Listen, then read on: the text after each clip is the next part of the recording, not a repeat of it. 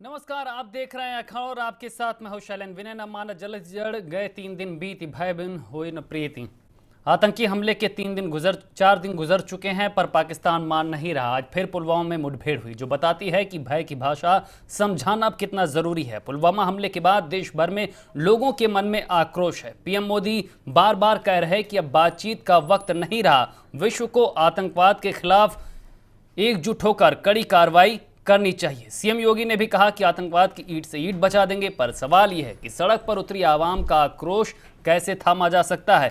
बार बार आतंक के इस घाव का जवाब क्या है? हमारी नीतियों की खामियों का कब तक दुश्मन फायदा उठाते रहेंगे? इतनी लड़ाइयों के बाद भी क्या हम पड़ोसी मुल्क की फितरत को नहीं समझ पा रहे हैं? दुश्मन की भाषा में समझाने का हमारे पास आखिर विकल्प क्या है? जिस मुल्क की सरपरस्ती में आतंक की बेलों को बढ़ावा मिलता है, उसको दुनिया के मंच पर अलग थलग करने की हमारी तमाम कोशिशें कितना रंग दिखा पा रही हैं? कड़ा संदेश देने के मौकों को हम आखिर क्यों बार बार गवा देते हैं? क्या लड़ाई समाधान है? पाकिस्तान को आर्थिक, सामाजिक, राजनीतिक चोट देने के तौर तरीकों पर गौर कब किया जाएगा? वो भी तब जब देश में गुस्सा हो और बदला मांग रहा हो बलिदान।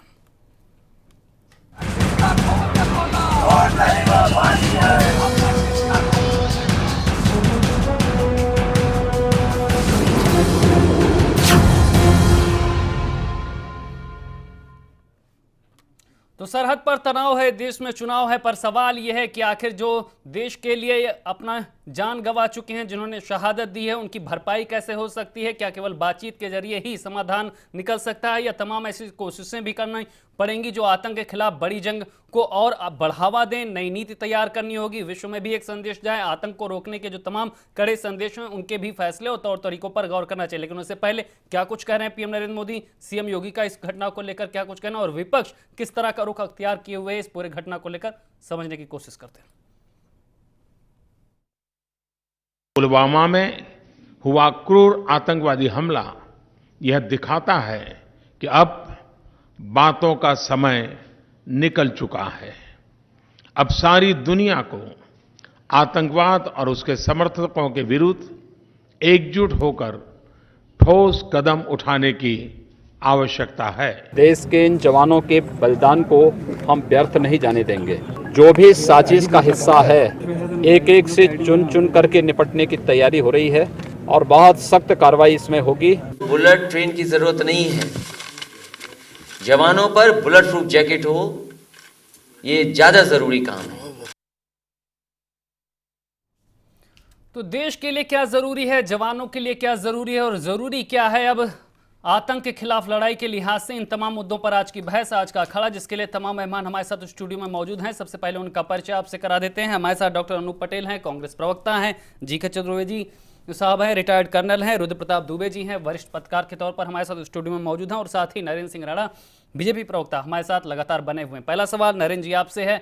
चौथा दिन है आज, तीसरी बार ये है पुलवामा अटैक के बाद जब पाकिस्तान ने एक बार फिर यहाँ पर नापाक करतूत दिखाई। आज फिर मुठभेड़ हुई, बार बार वही तस्वीरें। विश्व मंच पे हमें मदद तो मिल रही है, सहयोग तो मिला, पर हमारे पास रोड मैप क्या है?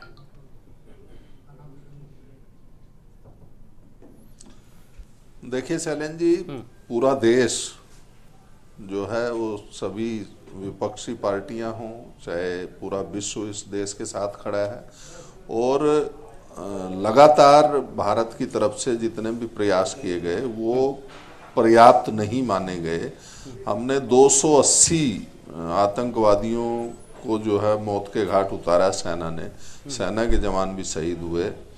और बार बार ये कोशिश की गई कि जैसा आप प्रोमो में दिखा रहे थे कि कूटनीतिक रूप से तो पाकिस्तान जो है वो पूरे विश्व में अलग थलग पड़ चुका है। आप देख रहे हैं उसकी आर्थिक स्थिति बहुत खराब है और उसका समर्थन भी कोई नहीं कर रहा है। लेकिन भारत सरकार को अब, जैसा माननीय प्रधानमंत्री जी ने कहा कि बातचीत का दौर खत्म हो गया है और आतंकवाद को कुचलने के लिए जो पूरी दुनिया भारत के साथ है, तो अब पाकिस्तान, क्योंकि आतंक की फैक्ट्री है, हम एक आतंकवादी मारते हैं, वो 2 आतंकवादी फिर पैदा कर देता है, फाइनेंशियली, मेंटली उनको प्रिपेयर करता है। तो अब पाकिस्तान के साथ, जैसा कि भारत का अगर 1947 के बाद देखें तो लगातार 3 युद्ध हुए और पाकिस्तान टूटा भी, लेकिन पाकिस्तान माना नहीं। तो अब पाकिस्तान के खिलाफ एक निर्णायक लड़ाई, क्योंकि अब जो लड़ाई होगी वो निर्णायक लड़ाई देश भी होगी। तो यही चाहता है कि और निर्णायक लड़ाई का पाकिस्तान रोड को मैप इस क्या है। चीज का- डायरेक्ट आप लड़ाई कर नहीं सकते, युद्ध तो छेड़ नहीं सकते, लेकिन समझाएंगे कैसे? दुश्मन को उसकी भाषा में समझाने के तौर तरीके क्या हैं, क्या तैयारियां हैं? क्या खाली आप उनसे मोस्ट फेवर्ड नेशंस का दर्जा छीनकर, क्या जब समझौते खत्म करके, क्या यहाँ पर सामाजिक ताना बाना जो है वो खत्म करके आप उसे अलग थलग कर सकते हैं, या विश्व मंच पर कोई बड़ी तैयारी है? शैलेंद्र जी देखिए, सेना को तैयारी करने के लिए और सेना को जो लड़ाई लड़नी है वो सेना को खुली छूट दी गई है। आप सरकार क्या कर सकती थी, मोस्ट फेवर नेशन का दर्जा वापस ले सकती, ले लिया। अब उसके आगे वो है कि उसको जो पानी मिल रहा है वो बंद किया जाए तो सरकार कर सकती है, लेकिन लड़ाई का काम हमारे देश की सेना करेगी और पूरा देश उनके साथ है। और सेना को समय, स्थान और कब करना है इसकी पूरी छूट दी गई है और हमें अपनी सेना पे पूरा छूट दी भरोसा गई है, लेकिन इस कि छूट का जल्दी परिणाम ही क्या हम होगा, बदला भी संदेश लेंगे और किस भविष्य तरह में का जाएगा, सवाल यही। जीके चतुर्वेदी जी, आपको क्या लगता है जिस तरह परिणाम से का माहौल है? इंतजार करना चाहिए हम लोग। इंतजार देश कर रहा साहब, इंतजार देश कर रहा है। जीके चतुर्वेदी जी, आपको क्या लगता है देश के सामने किस तरह के विकल्प हैं कड़ा संदेश देने के? क्योंकि आक्रोश है, उबाल है पूरे देश की जनता में, भावना को गुबार अपनी जगह है, लेकिन स्थितियां सेना को भी समझनी है, देश को भी समझनी है और जवाब भी देना। देखिए, पहले तो आपका बहुत बहुत धन्यवाद जी। ये जिस आज के समय में लड़ाई है वो अकेले सिर्फ सेना के बल पे अटैक करके लड़ना थोड़ा सा मुश्किल हो गया है। प्रॉक्सी वॉर चल रहा है। प्रॉक्सी, अब ये जो जिस प्रकार की लड़ाई लड़ रहे हैं, पाकिस्तान हमसे इस प्रकार लड़ाई लड़ रहा है, यह जो इंसर्जेंसी चल रही है उसका एक डिफरेंट टाइप का लड़ाई है ये, और ये हमेशा से चलती रही है। इसका जो सबसे बड़ी चीज़ आज के समय है कि पूरे विश्व की जो ओपिनियन है वो अपने साथ करना और फाइनेंशियली पहले उसको उसका गला घोटना, और जब वो पूरी तरह से दबा हुआ हो तब उस पर हमला और करके साहब मददगार बहुत मिल जाते हैं ना। चीन खड़ा हो जाता है जब आप जैसे मोहम्मद के खिलाफ कार्रवाई की बात करते हैं। आप अगर इकोनॉमिक ट्रीटी तोड़ेंगे तो उनको दूसरे मददगार मिल जाते हैं, अमेरिका से मदद मिल जाती है, दूसरे मुल्कों से मिल जाती है। अब अमेरिका ने मना कर दिया, चीन का अपना हमारा इंटरेस्ट है। चलिए जीके चतुर्वेदी जी, आपको यहाँ पर रोकना चाहेंगे। इस बीच बड़ी खबर हमारे पास आ रही है, मुठभेड़ में सेना के ब्रिगेडियर भी घायल हुए हैं। जिस तरह से आज पुलवामा में मुठभेड़ चल रही थी उसमें ताजा अपडेट भी हम आपको बता रहे हैं। पेट में गोली लगने से ब्रिगेडियर घायल हुए हैं। जिस तरह से हमने शुरुआत में ही बात की थी कि आज चौथा ही दिन अभी पुलवामा अटैक को हुआ है और उसके बाद लगातार नापाक करतूत जारी है। आज सुबह से ही यहाँ पर मुठभेड़ चल रही है। इससे पहले भी यहाँ पर सेना के 3 जवान घायल हुए थे इस मुठभेड़ में, और अब जो ताजा अपडेट हम आपको बता रहे हैं, सेना ने जैसे कि हालांकि 3 आतंकी यहाँ पर जरूर मार गिरे हैं।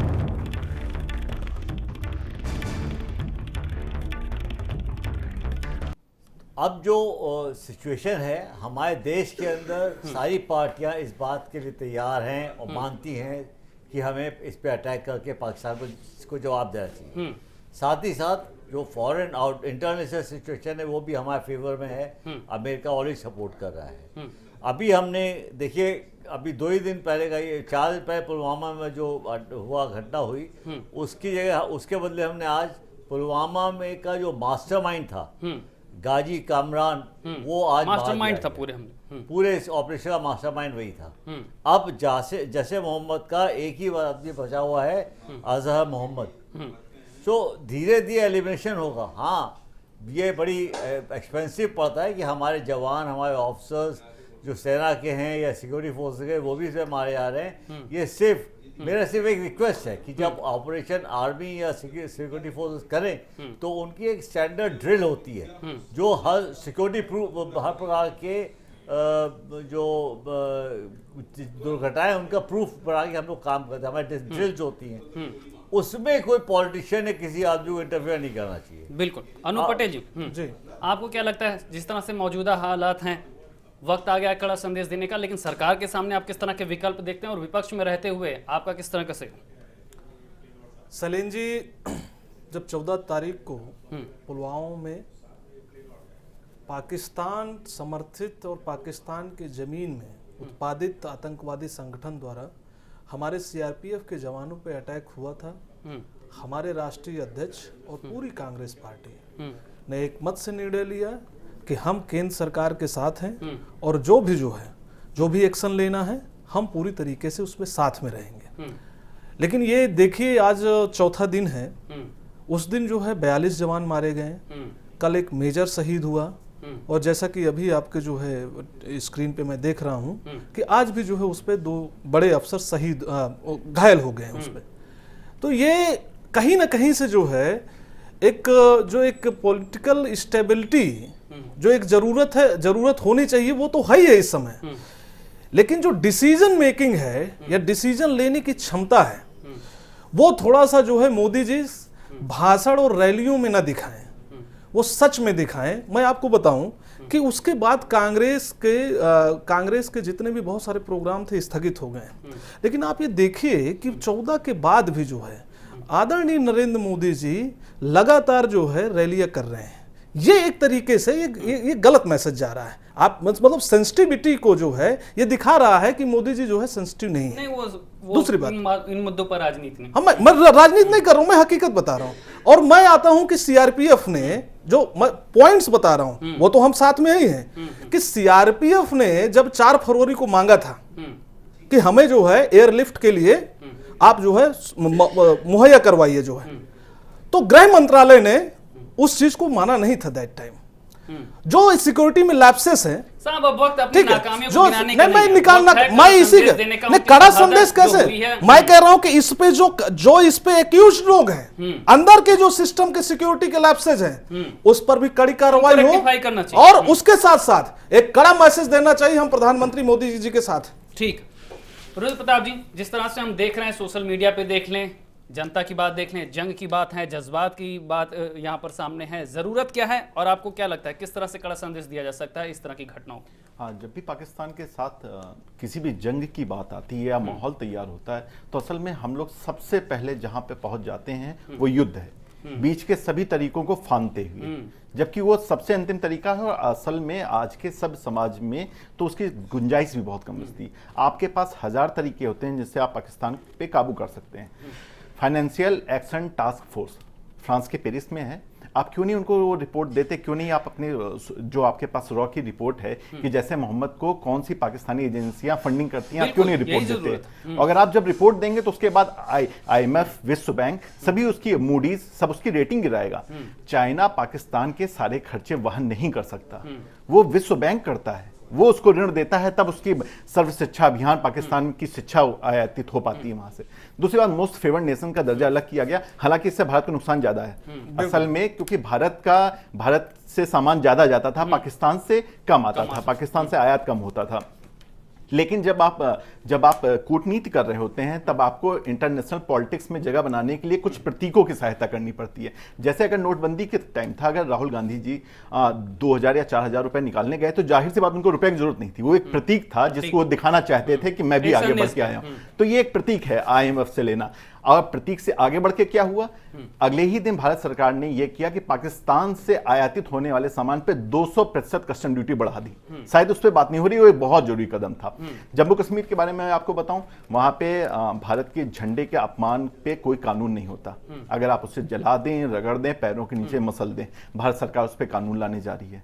दूसरी बात, वहां का सर्व शिक्षा अभियान का खर्चा 560 करोड़ रुपए है और अलगाववादियों पे 770 के करीब का खर्चा आता है। भारत सरकार ने उन अलगाववादियों की सुरक्षा वापस की, करोड़ों का खर्च होता है। जी, उनकी सुरक्षा वापस किया, और जिन लोगों की सुरक्षा वापस नहीं हो पाई उन्हें हाउस अरेस्ट दिया है। कई लोग बात कर रहे हैं कि अहमद साजिलानी की सुरक्षा नहीं वापस हो पाई, भारत सरकार ने कल स्पष्ट किया कि उन्हें हाउस अरेस्ट दिया गया।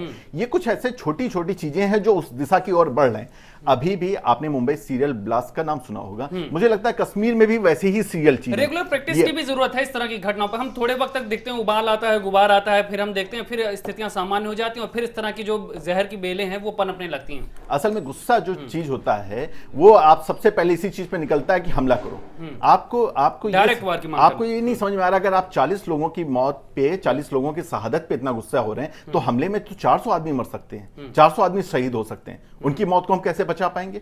क्या ये सही वक्त नहीं है कि हम थोड़ा सा बैठें, जांचें? और इस सरकार से, जिस सरकार ने इंटरनेशनल समाज में, अंतर्राष्ट्रीय जगत में भारत की प्रतिष्ठा को बहुत बढ़ाया है पिछले 4-4.5 सालों में, तो क्या वो ऐसे प्रयास नहीं कर सकती कि पाकिस्तान की प्रतिष्ठा को धूमिल कर सके?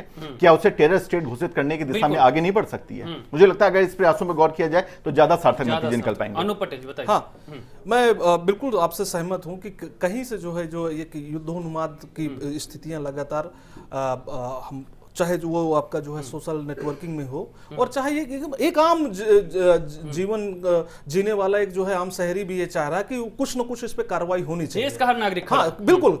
तो मैं ये कह रहा हूं कि जब अटल बिहारी वाजपेयी जी प्रधानमंत्री थे उस समय जैसे मोहम्मद का जो फाउंडर मेंबर है मसूद अजहर, मसूद अजहर को वहां पे छोड़ा गया था कांधार में। तो यही चीजें हैं। बाद उसने 4 बड़े घाव दे दिए, उसके बाद तो 4 बड़े घाव दिए, वो अलग बात है।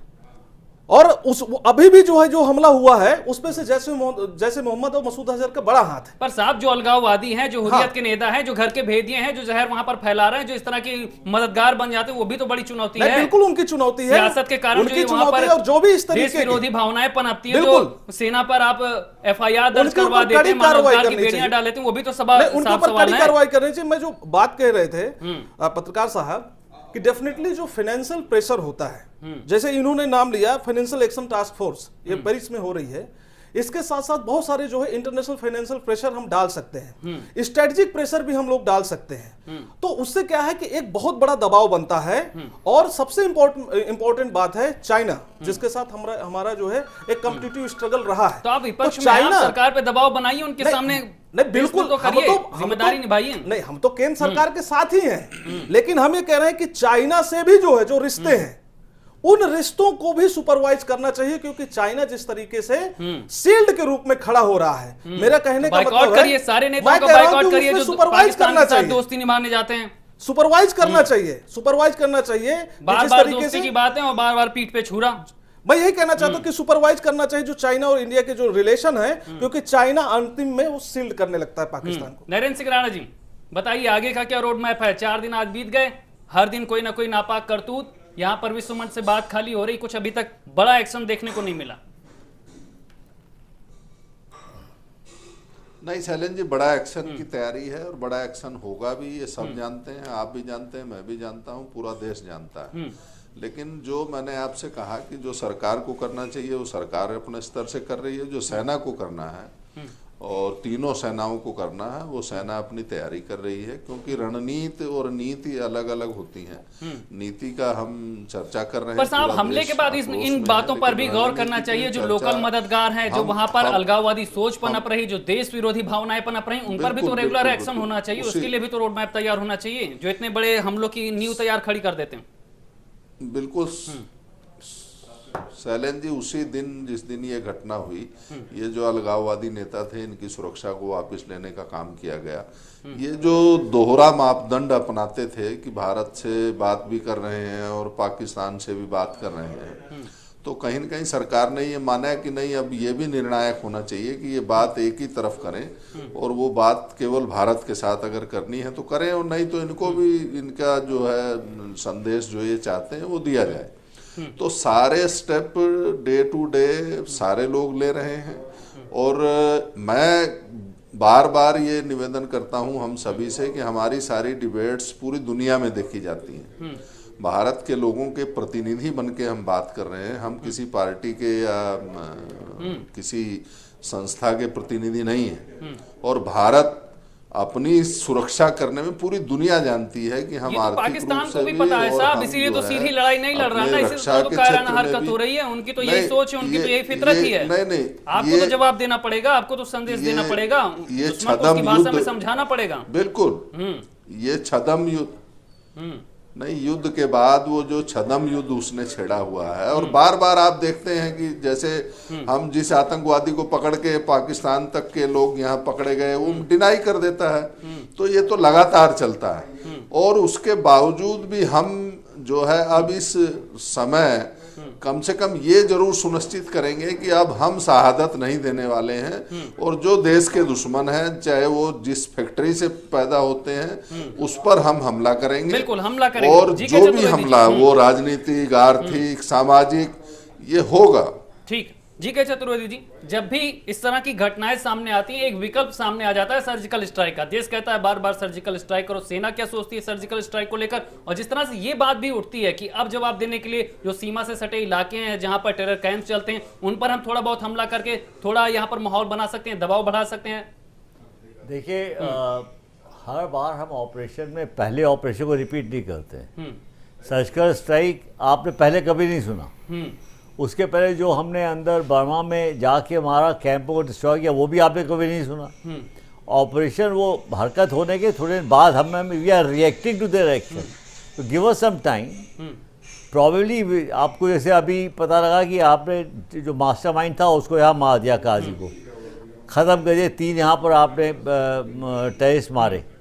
अब थोड़ा इंतजार करिए, आपके सामने बड़ी जल्दी आ जाएगा कि जो सेना हरकत कर रही है बहुत जल्दी आपके सामने ये बात आ जाएगी।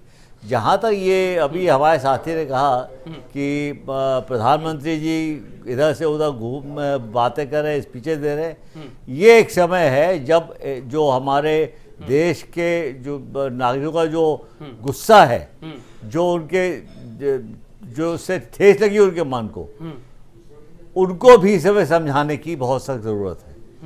इसलिए जो पीएम जो कर रहे हैं, जाके मिल रहे हैं, बात कर, उन्होंने आज फ़ोन पे बात किया एक जवान के वाइफ से, वो जा रहे थे, जाना चाहते हेलीकॉप्टर से, नहीं पहुंच पाया, हेलीकॉप्टर नहीं उतर पाया, उन्होंने उस फ़ोन पे बात किया।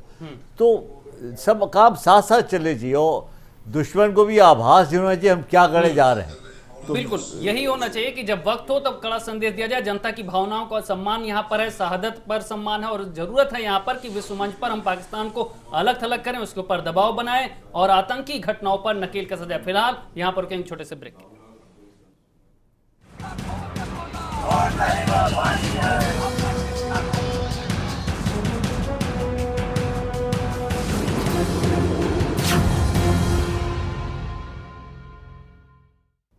ब्रेक के बाद आपका स्वागत है और सवाल यही है कि जब बार बार दुश्मन अपनी नापाक हरकतों से बाज नहीं आ रहा तो उसकी भाषा क्या है, उसे किस भाषा में समझाया जा सकता है, किस तरह से विश्व मंच को समझाया जा सकता है कि अब बातचीत का दौर खत्म हो चुका है, कड़ा संदेश देने का वक्त आ चुका है। इसी मुद्दे पर बहस रुद्र प्रताप जी आपसे समझना चाहेंगे। जिस तरह से हम देख रहे हैं विश्व बिरादरी में भी अब साथ मिल रहा है, अर्जेंटीना से भी आज पीएम ने मुलाकात की, बोला कि बातचीत का वक्त खत्म हो चुका है, कड़ा संदेश देने की। जब आतंकवाद की चपेट में हम देखें, यूरोप के कंट्रीज देख लें, एशियन कंट्रीज देख लें, हर जगह आतंकवाद की बात होती है, लेकिन विश्व मंच में फिर अलग थलग क्यों पड़ जाते हैं? आपकी थोड़े उदाहरण और बढ़ा दूं। क्राउन प्रिंस ने अपना 1 दिन का दौरा कम कर दिया, पाकिस्तान जाने का व्यापारिक सम्मेलन हो रहा था उसे भी हटा लिया गया है। तो एक उसमें उदाहरण एक जोड़ लीजिए कि पाकिस्तान के लिए ये भी एक बड़ी हानि है कि अगर गल्फ कंट्रीज उससे थोड़ा सा मुंह मोड़ते हैं तो उसके लिए दिक्कत की बात होगी, क्योंकि अगर इस्लाम के नाम पर संचालित होने वाला मुल्क इस्लाम से ही लोगों को नहीं जोड़ पा रहा है तो उसके लिए एक बड़ी चोट है। मेरी एक बात सरकार से एक और मांगी थी कि जैसे अलगाववादियों से उन्होंने सुरक्षा वापस ली तो अलगाववादियों के भत्ते भी वापस ले। केंद्र सरकार अलगाववादियों के इलाज का खर्चा उठाती है, चाहे वो भारत में हो चाहे विदेश में, उनके आने जाने हवाई टिकट का उठाती है, उनके साथ चलने वाले लोगों का। केंद्र सरकार को भत्ते भी वापस लेना चाहिए, तब उनको समझ में आएगा कि कश्मीर में वास्तव में आर्थिक स्थिति जो उन्होंने चौपट कर रखी है उसका नुकसान उनको भी हो सकता है। एक बड़ी बात ये। दूसरी बात, केंद्र सरकार जो जम्मू कश्मीर को कर्जा देती है उसमें 90% अनुदान होता है, 10% कर्जा माना जाता है। केंद्र सरकार को इस पर भी पहल करनी चाहिए। एक बड़ा हिस्सा जब वहां पे जा रहा है, वहां के राज्य जो कर्मचारियों को भी वेतन मिलता है वो भी केंद्र सरकार के हिस्से का ही मिलता है, तो क्यों नहीं केंद्र सरकार आगे बढ़ के इस पे भी एक कदम उठाती है। तीसरी बड़ी चीज कि पूर्वी पाकिस्तान के नाम पे जिस तरह इंदिरा गांधी जी ने पूरे विश्व को एक किया था और पूर्वी पाकिस्तान की मांग को खुद पाकिस्तान के अंदर बढ़ावा दिया था, क्या इतने वक्त भारत बलूचिस्तान की मांग को आगे बढ़वा सकता है? अगर बढ़वा सकता है तो भारत अंतर्राष्ट्रीय दृष्टिकोण में इस पे काम करे, उसे यूएन में अंतर्राष्ट्रीय दबाव बनाने की जी, उसे यूएन में बलूचिस्तान की आजादी की जंग के नारों का समर्थन करना होगा और उसे पाकिस्तान को उसके घर के अंदर भी घेरना होगा, तभी शायद हम उन समस्याओं से निजात पा सकें जो कश्मीर में अभी हमारे लिए मुंह बाय खड़ी हुई है। रुद्र प्रताप जी, आप जमीन से भी जुड़े हुए हैं, लोगों से भी आप रूबरू होते रहते हैं सोशल मीडिया के थ्रू, जिस तरह का उबाल आप देख रहे हैं, जिस तरह का आक्रोश देख रहे हैं, सीधी जंग की मांग की जा रही है। अगर हम सैन्य कार्रवाई की ही बात करें कि अगर सैन्य कार्रवाई ही अगर देश चाहता हो तो किस तरह के ऑप्शन आप सामने देखते हैं? क्योंकि डायरेक्ट वार हम कर नहीं सकते, ये होती है कि सीमित हमले किए जाएं, दबाव बनाया जाए। भारत विविधताओं का देश है सैलन भाई। जब अन्ना आंदोलन के वक्त पूरा भारत उठ खड़ा हुआ था, सोशल मीडिया के थ्रू वो भी खड़ा जनता हुआ था। पूछ रही है, क्योंकि सरकार से बार बार पूछ रही है कि हमला कब करेंगे, कड़ा संदेश कैसे देंगे, पाकिस्तान से बदला कैसे लिया जाएगा। इस तरह की बातें जब हो रही हो तो उनके सामने विकल्प भी होना चाहिए। सरकार की स्थितियां, समाज की स्थितियां, हमारे विकल्प। जब अन्ना आंदोलन के वक्त पूरा देश खड़ा हो गया था, सोशल मीडिया के थ्रू ही वो भी खड़ा हुआ था, तो जब उनसे लोकपाल की क्या क्या मुख्य मांगे हैं पूछी जा रही थी तो जनता में 90% लोग जवाब नहीं दे पा रहे थे। जनता असल में मोटिवेट होती है पहली बात को सुन के, उसे ये लगता है उसके जवान मारे गए तो उसे गुस्सा दिखाने का हक है और ये वक्त है कि उसे गुस्सा दिखाना चाहिए।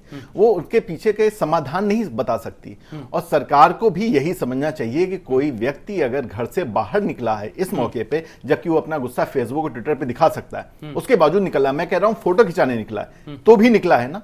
एक कोई तो आइडिया मोटिवेट कर रहा है कि उसे घर से बाहर निकलने की और तिरंगा झंडा झामने की।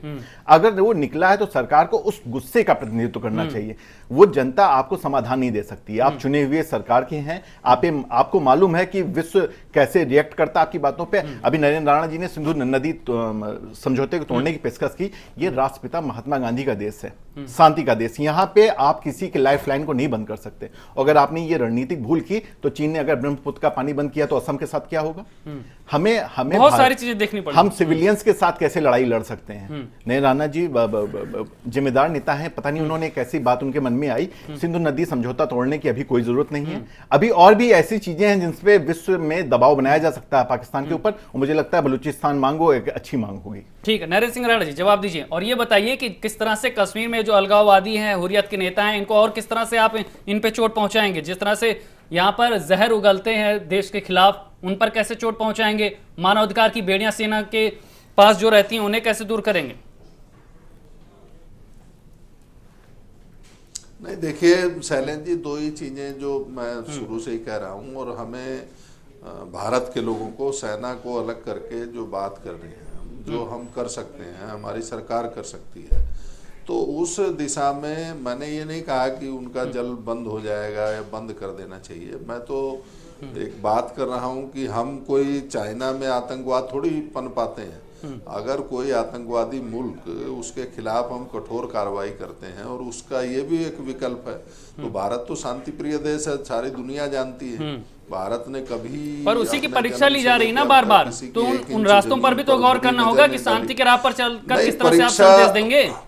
पर हाँ, मैंने कहा कि दो मुही बात करने वाले ये अलगाववादी नेता जो लगातार भारत से भी बात करते हैं, आतंकवादियों से भी करते हैं, पाकिस्तान से भी करते हैं, इधर से भी सहूलियतें हैं, उधर से भी फंडिंग है, तो ये चीजें जो है तत्काल प्रभाव से वापस ली गई हैं और कठोर कदम। और साहब आप कह रहे हैं कि सेना के हाथ खोल दिए और एक तरफ मानवाधिकार की बेड़ियां भी हैं, एक तरफ उन पर पत्थरबाज भी हैं, उनके खिलाफ FIR भी है सेना पे। नहीं, देखिए मैंने कहा कि नहीं, मैंने कहा शैलेंद्र जी, अगर इस चर्चा को अभी निर्णायक जो हम कार्रवाई करने जा रहे हैं उससे पहले ना करें तो अच्छा रहेगा कि कब क्या हुआ, किसने क्या किया, ये क्योंकि डिबेट पाकिस्तान में भी लोग देख रहे होंगे। तो हम सब लोग अपने भविष्य के लिए, अपने कल के लिए, अपने सुरक्षित कल के लिए जो आवश्यक होगा वो कार्रवाई करेंगे। वो कार्रवाई मैंने कहा सरकारी स्तर पर भी और सेना के स्तर पर भी होगी। और भारत बहुत मजबूत देश है, बहुत मजबूत देश है। मजबूत संदेश भी दीजिए इस बार। जानता है, सारे हमारे पड़ोसी मुल्क जानते हैं। हाँ, वो मजबूत संदेश ही जाएगा। और अब एक स्ट्राइक के बाद ये नहीं होगा कि स्ट्राइक बंद हो जाएंगी या युद्ध हम खत्म कर देंगे और फिर पिछले समझौते की तरह वो 10 साल बाद फिर सांप जो है अपना फना उठाएगा। तो अब सांप के फने पे लाठी नहीं रखनी है, उसको कुचलने का वक्त आ गया है, क्योंकि बार बार ये सहन वक्त आ चुका है। अनु पटेल जी, क्षमता हमारी जवाब, इतनी बार युद्ध हुए, इतनी बार आतंकी हमले हुए, देश ने कई बार सबक लिया, लेकिन उसके बावजूद उस तरह का संदेश नहीं जा पाया जिसकी वजह से पाकिस्तान की फितरत नहीं बदली। देखिए शैलेंद्र जी, कहीं ना कहीं इंटेलिजेंस पे भी हमारे सवाल उठते हैं। जी जी, नया मॉड्यूल सामने आ गया इस बार हमले का। देखिए कहावत है कि आपका घर तभी सुरक्षित रहता है जब आपके पड़ोसी जो है बेहतर जो है आचरण करें। तो जो हमारा पड़ोसी मुल्क है ये पूरी तरीके से जो है कैसे आचरण कर रहा है उस पर जग जाहिर है। पाकिस्तान आज़ादी के बाद से ही लगातार जो है, वही तो मैं कह रहा हूं साहब, 1947 के बाद से लेकर आज तक की स्थितियां देख लीजिए। हर साल कोई ना कोई हमला, हर साल कोई ना कोई स्ट्राइक, लेकिन बावजूद इसके हम ऐसी नीति नहीं तैयार कर पाए, ऐसा रोड मैप नहीं तैयार कर पाए। रोड मैप ऐसा नहीं कि रोड मैप नहीं तैयार हुआ, रोड मैप तैयार है। बस एक स्ट्रांग जो है, एक स्टेप और स्ट्रांग लीडरशिप की जरूरत है। जैसे बार बार आ रहा है जो है, जब इंदिरा गांधी, जैसे पत्रकार साहब बता रहे हैं, तो इंदिरा गांधी जी ने जब स्टेप लिया और लाहौर में घुस के जो है पाकिस्तान को हराया, उसके 2 टुकड़े किए।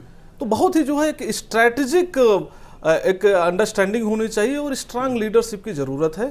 इस समय जो जैसे आप कह रहे हैं कि सोशल साइट्स में जो उबाल आया है, तो ये उबाल जन भावनाएं हैं, कोई वो रोबोट नहीं है जो निकल के आ रहे हैं, वो रोबोट नहीं है, वो जन भावनाएं, उसका सम्मान किया जाए। लेकिन उसके बरक्स कोई डिसीजन केंद्र सरकार, आज बीजेपी है, पहले कांग्रेस भी थी, तो कभी इस तरीके के निर्णय नहीं लिए जाएंगे, बहुत सोच समझ के निर्णय लिए जाएं। एक पॉइंट मैं और कहना चाहूंगा कि जो लैप्सेस हैं, सिक्योरिटी लैप्सेस में, यहाँ पे डिफेंस एक्सपर्ट बैठे हैं, वो और ज्यादा बताएंगे।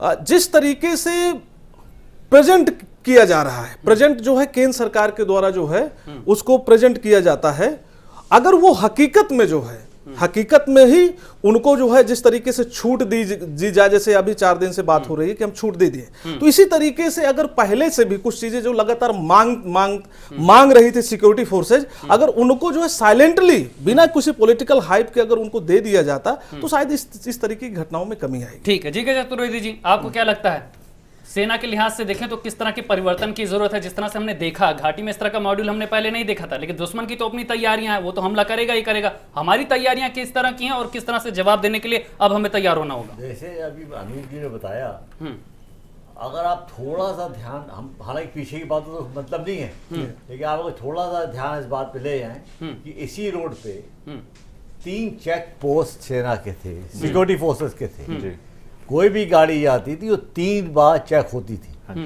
मैं अपने ओन के ऑफिस में जब जाता हूँ तो मेरी गाड़ी और मेरा भी चेक होता है। अब उसके ऊपर जब ये सरकार जो पहले थी, जो अभी हटाई गई है, महबूबा जी की सरकार, उसमें कोई सज्जन जा रहे थे, एक चेक पोस्ट पे उनका बड़े वीवीआईपी रहे, दूसरे पे इरिटेट हुए, दूसरे पे इरिटेट हुए, तीसरे पे वो बगैर रुके जाने लगे। तो फौजी क्या करेगा? सिक्योरिटी फोर्स वाला तो गया, नहीं रुका, कोई बर्दाश्त हो, गोली मार दी, वो मर गए। तो महबूबा जी ने हटा पूरी सिक्योरिटी बैरियर हटा दिए के नाम पर सियासत, और सियासत के नाम पर फिर सुरक्षा से समझौता। तो इस प्रकार की चीज होगी तो उससे समस्या क्रिएट होगी। अब ओनली थिंग जो फौज के तरीके हैं, उनको जो सिक्योरिटी फोर्सेस के ड्रिल्स हैं उनको चलने दीजिए। हम ये बहुत बड़ी समस्या है, हम बड़े आराम से रोक सकते हैं, लेकिन जब आप उनके बीच में इंटरफेयर करेंगे और अपने को वीआईपी दिखाना चाहेंगे और उसका पॉलिटिसाइजेशन करेंगे, उसको वोट में कन्वर्ट कर जाएंगे, तो हम फौज, सिक्योरिटी फोर्स वाले इस समय इन्वॉल्व नहीं रहते। अप्रोच की बात करें जीके चतुर्वेदी जी, तो अप्रोच में किस तरह का बदलाव होना चाहिए? अप्रोच में बदलाव होना चाहिए कि सिक्योरिटी फोर्स के बीच में डिस्टर्ब ना करें, और जितने भी ये अलगाववादी लोग हैं इनको पूरी तरह से बैन कर दें।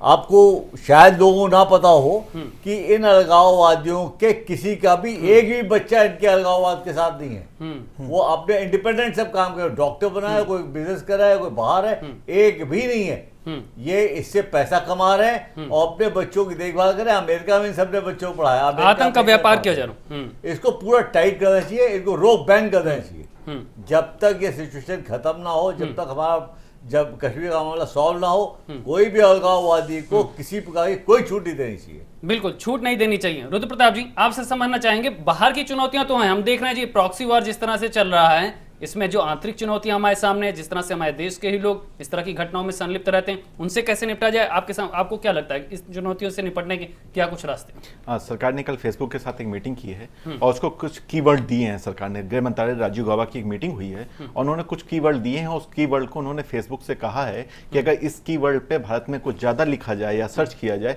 तो प्लीज वो सरकार को जरूर बताएं।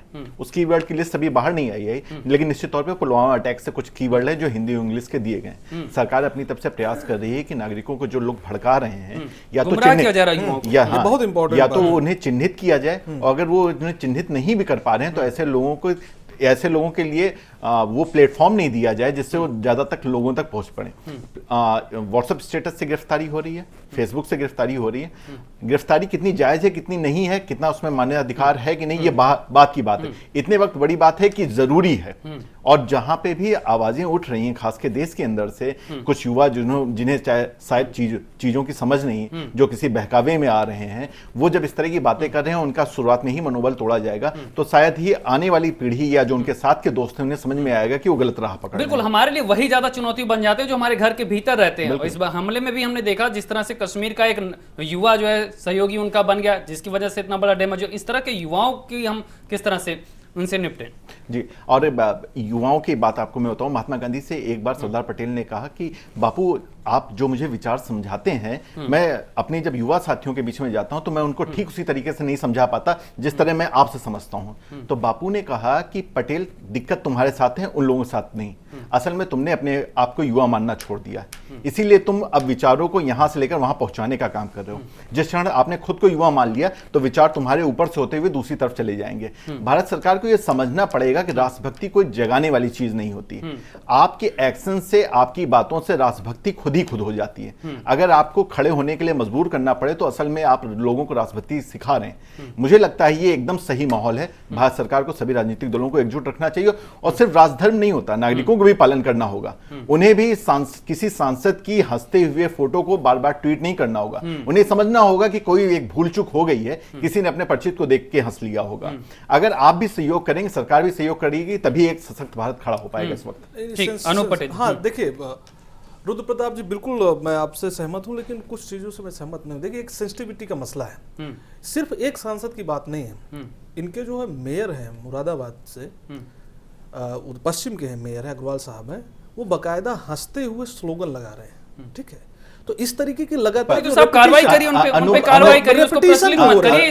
अभी मुद्दों पर राजनीति कर रही है। अनूप जी, अगर ये बात चलेगी तो फिर राहुल गांधी के टेक्स्ट तक बात पहुंचेगी। जब वो मैं कह रहा हूं कि जब आपने कहा कि बात अगर आक्षेप पे होगी तो फिर सब पे आक्षेप चलेगी, फिर हम लोग मुद्दा ढूंढ के आपके से आपस में लड़ाई करेंगे। संदेश नहीं जा पाएगा। ये हम जनप्रतिनिधि हैं भाई, बीजेपी से जो है जो लोग जनप्रतिनिधि है, कांग्रेस से जनप्रतिनिधि हैं, उनको ये समय, ये माहौल का बहुत ध्यान रखना पड़ेगा। किसी भी तरीके से जिम्मेदारी पहले जिम्मेदारी है, लेकिन इन सवालों का भी वक्त नहीं है, वक्त इस समय जवाब देने का। दूसरी बात मैं कह रहा था कि जो पब्लिक आउटरीच हो रहा है, उस पे भी हमें बहुत ही सेंसिटिव तरीके से जो है उसका जो है समाधान निकालना है। कश्मीर भी हमारा है, घर के भेदियों का बड़ा सवाल, कश्मीर भी हमारा, कश्मीरी भी हमारे हैं। आप ये देखिए कि जिस तरीके से जो कश्मीरी स्टूडेंट्स के साथ जिस तरीके से घटनाएं हो रही हैं, आपके कल चैनल में मैं देख रहा था, तो कई जगह जो है कह रहे हैं Kashmiri are banned, Kashmiri are not allowed. तो हमारे लिए हमारा कश्मीर भी है, और कश्मीरी जो लोग हैं जो भारत के विभिन्न जगहों पर रह रहे हैं, वो हमारी जिम्मेदारी है कि कहीं से भी इस तरीके का हम मैसेज ना दें। नहीं, आपने अगर लखनऊ में देखा हो, आज ही आया है, लखनऊ में लोगों ने अपने घर खोल दिए हैं। हाँ, बिल्कुल। ये भी कहा कश्मीर बच्चों कोई समस्या हो, हम उनके साथ हैं, हमसे पूरा नहीं, ये मैं कह रहा हूँ, ये वक्त नहीं है इस तरह की बातों का। और मुझे लगता है ऐसी पॉजिटिव चीजों को हमें आगे लाना चाहिए। सोशल मिसप्रिंट्स हैं, उसको भी हमको जो है साइड में रखना पड़ेगा इन चीजों को। ये चीजें एक दो हैं, लेकिन आप इनको ज्यादा दिखाएंगे तो इससे संदेश गलत जाएगा। नरेंद्र राणा जी, जो इस तरह का संदेश जा रहा है उसे कैसे रोकेंगे और किस तरह से संदेश देंगे? घर के भेदियों की चुनौती, उससे निपटने के लिए क्या कुछ अब आगे का रोड मैप? नहीं, देखिए, इसको हम सभी लोग ये मानते हैं कि कोई भी हो, किसी भी पार्टी का हो, और राष्ट्र धर्म से बड़ा कोई धर्म नहीं होता है। और उससे गलती हुई है तो भी, गलती नहीं की है तो उसको सजा दे के, तो जो हम कर सकते हैं कम से कम इस समय हम जरूर करेंगे। और सबसे पहले हम अपने देश की, अपने देशवासियों की सुरक्षा को लेकर जो है पूरी तरह गंभीर हैं कि कहीं भी ऐसा नहीं है एक तरफा बात। हम जो है वो कश्मीर में, एक दक्षिण कश्मीर है जहाँ जो ये भूभाग है शैलेंद्र जी, ये पूरा ऐसा नहीं, ये राजनीतिक लोग वहाँ क्यों परेशान थे, पंचायत चुनाव क्यों हो गए, विधानसभा के चुनाव क्यों हो गए, वहाँ के लोग सेना में क्यों भर्ती हो रहे हैं, तो वहाँ ज्यादातर लोग जो हैं वो 80% भारत के साथ हैं, और 20% लोग भी नहीं हैं जो पाकिस्तान प्रायोजित हैं या फंडेड हैं, या वो अलगाववादी जो इतने ताकतवर अपने सवाल ये है नहीं कि कितने प्रतिशत लोग उससे सहमत और कितने लोग असहमत। सवाल ये है कि अगर इस तरह की विचारधाराएं पनप रही हैं तो उस पर अंकुश लगना चाहिए। बिल्कुल अंकुश ही लगना चाहिए, और भविष्य में ना पनपे, इसको लेकर एक कठोर कार्रवाई और कठोर रणनीति जो है बनानी है, और बनेगी ही होगी, ऐसा नहीं है। अब हमें सब लोगों को जो है पूरी दुनिया के साथ, अपने दुनिया को लेके अपने साथ, और फिर इस फैक्ट्री को जो है, जो आतंक की फैक्ट्री है, वहां से आतंक बंद हो, और उसके लिए जो करना पड़ेगा वो करे। जी के चतुर्वेदी जी, ये बिल्कुल नया मॉडल इस बार हम अधिकार है, आप आइए ना, आप वोट के राइट चाहिए। ठीक है। जी के चतुर्वेदी जी, जिस तरह से हमने देखा पूरा वोट के मॉड्यूल इस द्वारा बार ये चेंज दिखा आप हमले अपनी का, बात रखिए। इसको लेकर आप क्या आपने मानते हैं, किस तरह से बदलाव की जरूरत है सेना के लिहाज से, और जिस तरह से लगातार मांग की जा रही है कि अब कड़ा संदेश दिया जाए, एक पाकिस्तान को अलग थलग किया जाए, उसके सैन्य ऑप्शन आपको क्या दिखते हैं? देखिए, अगर आपने आज का पेपर पढ़ा देखा हो तो बलूचिस्तान में कुछ एक्टिविटी हुई है। रुद्र प्रताप जी भी जिक्र कर रहे थे उसका, और वो शायद इसी के हमले के रिस्पॉन्स में हुई है। बाकी सब चीज, जहाँ तक सेना की ड्रिल्स का सवाल है, अगर हम लोग मिजोरम नागालैंड में भी इस प्रकार की इंसर्जेंसी चल रही थी जो हम लोगों ने धीरे धीरे खत्म की है। पंजाब में भी ऐसी इंसर्जेंसी चल रही थी, वो धीरे धीरे खत्म की है, क्योंकि वो लोग वहाँ पाकिस्तान वालों की पहुँच ज़्यादा नहीं हो पाई पाकिस्तानियों की। अब ये समस्या जो है ये खत्म हो जाएगी, टेक सम टाइम, और प्रॉपर झगड़ा होगा, प्रॉपर अटैक होगा, प्रॉपर वॉर होगी, और वो राइट मोमेंट पे, सही जगह पे, सही मोमेंट पे, जब अपॉर्चुन मोमेंट होगा, we will take action accordingly. नहीं, ये आतंकी संगठन जिस तरह से हमले कर रहे हैं, लगातार कायराना हरकत कर रहे हैं, इनको जवाब देने के लिए क्या लगता है? अभी हमारी जो नीति वो डिफेंसिव ज्यादा है, अटैकिंग कम है, जिसकी वजह से इनको मौका मिलता है, सहयोगी मिल जाते हैं, लोकल मददगार मिल जाते हैं, जिसकी वजह से इतना बड़ा डैमेज। नहीं, देखिए, हम लोगों की नीति कभी भी बहुत डिफेंसिव नहीं है, ये ना उनकी है ना हमारी है। जब मौका लगता है हम भी मारते हैं, उनको नहीं आने देते हैं, लेकिन जब अंदर बैठ के वहां पर लोग उनकी मदद करें, वहां के नेता लोग उसकी मदद करें, और फौज के हाथ पैर बांध दिए या सेनाओं के, सिक्योरिटी फोर्सेस के, उस समय समस्या आती है। ये जो इंसिडेंट हुआ है टोटल नेग्लिजेंस की वजह से हुआ, और वो इंटेलिजेंस की नेग्लिजेंस, और वहां के जो नेता लोगों ने सिचुएशन ऐसी क्रिएट कर दी कि वो आदमी वहां तक पहुंचा और इस प्रकार एक्सीडेंट कर सका। नहीं तो ऐसे एक्सीडेंट होना संभव नहीं है अगर जो हमारी सिक्योरिटी फोर्सेस ड्रिल हैं उनको डिस्टर्ब ना किया जाए, हम लोग प्रॉपर ड्रिल नहीं रखी जाए, तो इस प्रकार की घटना होना संभव नहीं है। और अब मेरे ख्याल से ब्यूरोक्रेट्स और पॉलिटिशियन ने सबक समझा होगा, सबसे सबक लिया होगा, और अब वो इस प्रकार की हरकतें नहीं करेंगे और सिक्योरिटी फोर्स अपना काम करने देंगे। रुद्र प्रताप जी, आपको क्या लगता है, जिस तरह से इंटेलिजेंस पे सवाल उठ रहे हैं, जिस तरह से हमने देखा कि नया मॉड्यूल देखने को मिला, उसके बाद आपको क्या लगता है क्या जरूरत है? जिस तरह से हम देखते हैं घाटी में जब सेना कोई एक्शन लेती है, मानवाधिकार की बेड़ियां कभी सामने आ जाती हैं, कभी सेना के जवानों पर FIR होती है, पत्थरबाज की वहां पर खेत तैयार हो गए जम्मू कश्मीर में, इन तरह की घटनाओं, इस तरह से कैसे फिर संदेश जाएगा? 888 करोड़ रुपए खेल अनुदान हर साल मिलने के बावजूद एक भी अंतर्राष्ट्रीय खिलाड़ी नहीं निकल पा रहा है। जाहिर तौर पे CAG ना होने का वहां पे नुकसान हो रहा है। भारत सरकार को CAG पे काम करना चाहिए। सुप्रीम कोर्ट के आदेश वहां मान्य नहीं होते, RTI वहां पे लागू नहीं होता। हम कहां पे किस प्रदेश की बातें कर रहे हैं, को लेकर भी बड़ी चर्चा, हम किस प्रदेश की बातें कर रहे हैं, और फिर हम चाह रहे हैं कि वहां पे हम सारी चीजें अपने पक्ष में कर लें? संभव ही नहीं है। हमें अभी दबाव बनाना पड़ेगा कश्मीर से पहले पाकिस्तान पर, पाकिस्तान को आर्म्स सप्लाई करने वाले देशों पर। हमें दबाव बनाना पड़ेगा कि पाकिस्तान को फाइनेंशियल ब्लैक लिस्टेड किया जाए। हमें दबाव बनाना पड़ेगा कि पाकिस्तान को टेरर स्टेट घोषित किया जाए, और हमें अपनी तरफ से दबाव बनाना पड़ेगा कि पाकिस्तान की इंडस्ट्री को किस तरह हम उस पर चोट पहुंचा सकें, जैसे वहां सेना और सरकार पे दबाव बनाना पड़े। जो पाकिस्तान के बाहर के बैंक हैं उस पर किस तरीके से रुपयों की आवाजाही रोकी जा सके। जो यहां से सपोर्ट कर रहे हैं, चाहे वो बिजली के नाम पे कर रहे हैं या वो किसी और दूसरे नामों पे कर रहे हैं, उनको चेक इन किया मदद हर तरह की बंद होनी चाहिए। सैन जी, एक और ये बात, USA और जब यूएस और यूएसआर में जब शीत युद्ध चल रहा था, तो यूएस ने एक सबसे बड़ा काम किया था, उसने यूएसआर के बड़े टैलेंट्स को अपनी तरफ खींचा था। भारत के पास भी तारिक फतेह हैं, अदनान सामी हैं, जिन्होंने वहां की नागरिकता छोड़ के यहां ली। भारत को इन दोनों लोगों को या ऐसे ही लोगों को और प्रमोट करना चाहिए, और पाकिस्तान के खिलाफ इनको बोलने के लिए जिम्मा देना चाहिए। मुझे लगता है इनका बोलना पाकिस्तान को ज्यादा शर्मसार करेगा, बल्कि यहाँ के कई लोगों को केवल आर्थिक चोट नहीं, राजनीतिक, सामाजिक हर पृष्ठभूमि पर चोट होनी चाहिए। अनु पटेल जी, आपको क्या लगता है, क्या विकल्प सामने है, किस तरह से कड़ा संदेश जाएगा, तैयारियां क्या कुछ कर रही हैं और तेवर? नहीं, मैं जो हमारे साथ जो है रक्षा के एक्सपर्ट हैं, मैं उनकी बात से सहमत हूँ कि मिलिट्री फोर्सेस का काम करने का एक अपना तरीका है, और उसकी सीक्रेसी मस्ट बी मेंटेन, वो अपने तरीके से काम करती हैं। दूसरा, इंटरनेशनल प्रेशर की बात है। अभी 2 दिन पहले जो है ईरान पे जो है टेररिस्ट अटैक हुआ है, और वहां के ईरान के रिजीम ने वार्निंग दी है पाकिस्तान को कि जो है हम इनको सबक सिखाएंगे। तो जो इंडिया है, इंडिया को इस समय जो है ईरान पीएम के मोदी साथ भी जो तो है, 3 बार बोल strategy जो चुके है, हैं, पार्टनरशिप पीएम मोदी भी 3 बार बोल चुके हैं, सबक सिखाएंगे, चुन चुन कर मारेंगे, कड़ा संदेश देंगे, ये बातें तो हर कोई कर रहा है। स्ट्रेटजी को जो है इम्प्लीमेंट करने में टाइम लगता है, और जो ये भी 3 से 4 दिन है, देखिए केंद्रीय स्तर पर डिसीजन लेना है, कोई जल्दबाजी नहीं करना चाहिए। ठीक है, जीके चतुर्वेदी, हमारे पास वक्त की कमी है, जीके चतुर्वेदी जी आपसे समझना चाहेंगे, फाइनल कमेंट्स लेना चाहेंगे, दुश्मन की भाषा को उसके में कैसे समझाया जाए, उसी की भाषा में जवाब कैसे दिया जाए? देखिए, थोड़ा सा हमें पेशेंस रखना पड़ेगा और इसका जवाब बहुत जल्दी उसको दे दिया जाएगा। और इन एनी केस उसने अपनी गर्दन तो पहले ही फंदे में डाल दी है, चाइना को लिबर्टी दे के अपने आप बंदरगाह देने के बाद। चाइना अपने किसी का सगा नहीं है, उसको कमर्शियल यूज करना है, वो दुश्मन को भी खत्म करना है, उसके सहयोगियों को भी दिखाने के लिए। वो कभी मदद दिखाए, वो देखेगा इंडिया पावर में आए, इंडिया का स्टेक चाइना में ज़्यादा है बस वो पाकिस्तान के। चाइना को इंडिया से ज़्यादा इकोनॉमिक बेनिफिट में पाकिस्तान के।